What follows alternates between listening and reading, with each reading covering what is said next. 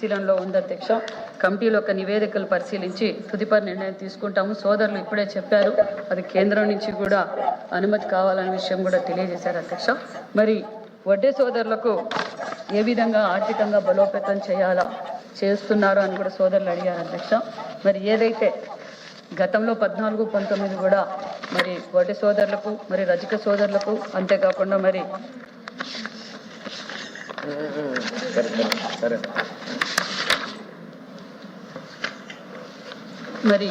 కోరినట్లుగానే వాళ్ళందరికీ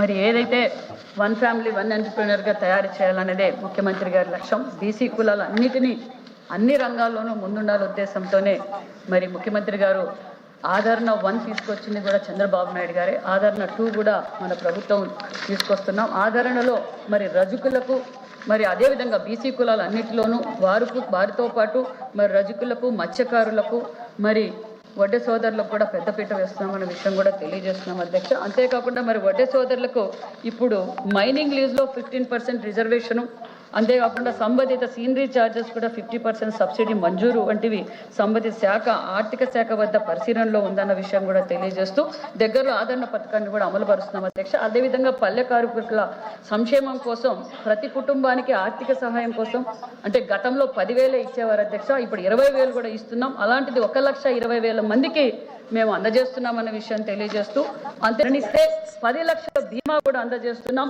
అంతేకాకుండా మరి పడవలకు డీజిల్ సబ్సిడీ కూడా ఇస్తున్నాం. పిల్లలకు మరి ప్రత్యేకంగా పాఠశాలలు కూడా ఏర్పాటు చేశామన్న విషయం కూడా తెలియజేస్తూ పడవల మరమ్మతు కోసం సుమారుగా 30 కోట్ల రూపాయలు కూడా కేటాయించామనే విషయం కూడా తెలియజేస్తున్నాం అధ్యక్ష. మరి రజకులకు భారతదేశంలో ఎక్కడే కానీ ధోబీఘాట్లు నిర్మాణం చేసింది లేదు అధ్యక్ష. అది 14-19లో ముఖ్యమంత్రి చంద్రబాబు నాయుడు గారు మరి రజకులను గుర్తించి రజకులు పడుతున్న కష్టాలు గుర్తించి మరి భారతదేశంలోనే రజకులకు ధోబీఘాట్లు ఏర్పాటు చేశాం అధ్యక్ష. మళ్ళీ రజకులకు ఇప్పుడు వాషింగ్ మిషన్లు మరి వారి పనిముట్లు కూడా అందజేస్తామన్న విషయం కూడా తెలియజేస్తూ మీరు 5 సంవత్సరాలుగా చేసింది ఏమీ లేదు, మీ సోదరులు కూడా అడగండి. బీసీలకు పునాదులు మేమే, అభివృద్ధి మేమే చేస్తున్నామన్న విషయం కూడా తెలియజేస్తాం అధ్యక్ష.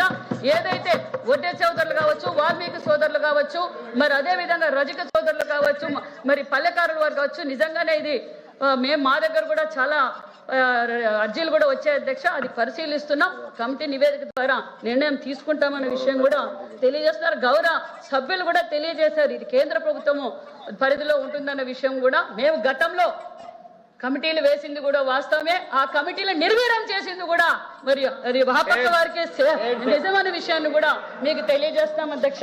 ధన్యవాదాలు అధ్యక్ష.